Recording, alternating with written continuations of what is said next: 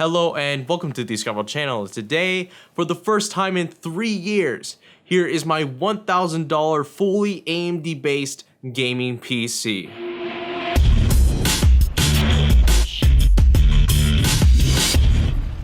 If you're looking for the absolute cheapest PC games on the internet with the largest discounts that even exceed those of Steam Summer Sale games, then make sure to check out g2a.com, and a link for that will be in the description down below.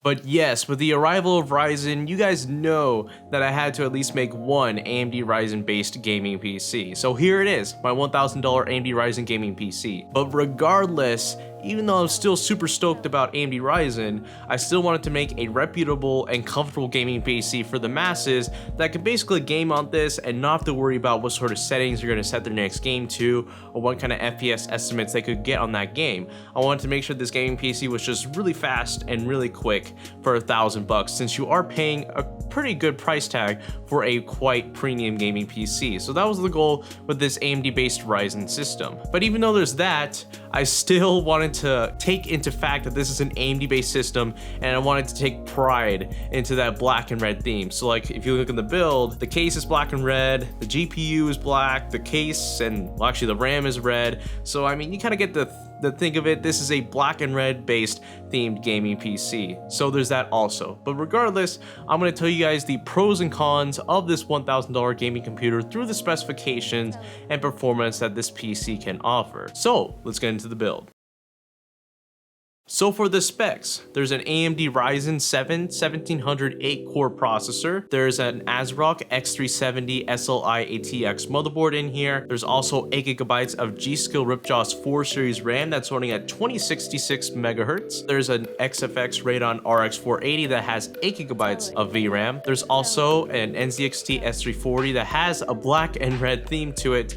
There's also a 512GB Samsung 850 Pro SSD, and finally, there is an EVGA 600B power supply into the system, and all this totals for about $1,007. So I would say not that bad for the $1,000 price range. So first of all, the first pros are we're going to be using this brand new Ryzen 7 1700 chip that has 8 cores. It's going to be running at 3.0 to 3.7 gigahertz. And since we have an X370 motherboard in this system, that means that this Ryzen chip is going to be fully overclockable. Also, compared to its competition, which is Intel, you're going to get not only some great gaming performance out of this CPU, but more importantly, if you wanted to do some editing or rendering on top of that, this is where the Ryzen chip is going to really excel for its price, because as we have probably all seen, the editing and rendering performance of this Ryzen 7 chip is up to the caliber of those $1,000 Intel chips that you see Intel bragging about all the time. So if you wanted to do any YouTube in addition to your gaming,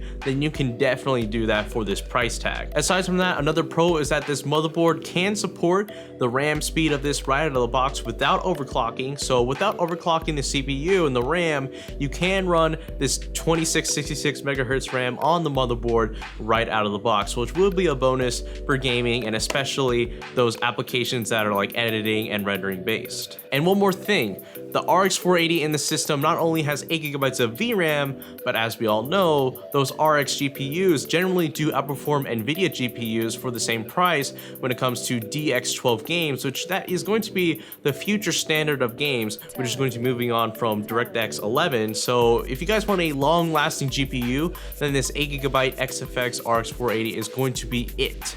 And it's going to definitely be a long-lasting GPU. And I guess this is one more pro, but I mean, like, there's an NZXT S340 black and red edition case in this PC, and I mean, that's just a pro in itself, and it's probably the best case out there for $60. But now let's talk about the cons of this $1,000 gaming PC. The first being that I chose for there to be a single 512GB SSD. The reason being that I didn't want you guys to have to go through the hassle of having a multi-storage unit system where you have to like fly through different hard drives and SSDs, which is kind of like the case for my system, and it gets a little bit overwhelming at times. So I just kind of made it simple for you gamers who are just going to be gaming and just had a single SSD that's going to be in the system, which will provide really fast performance.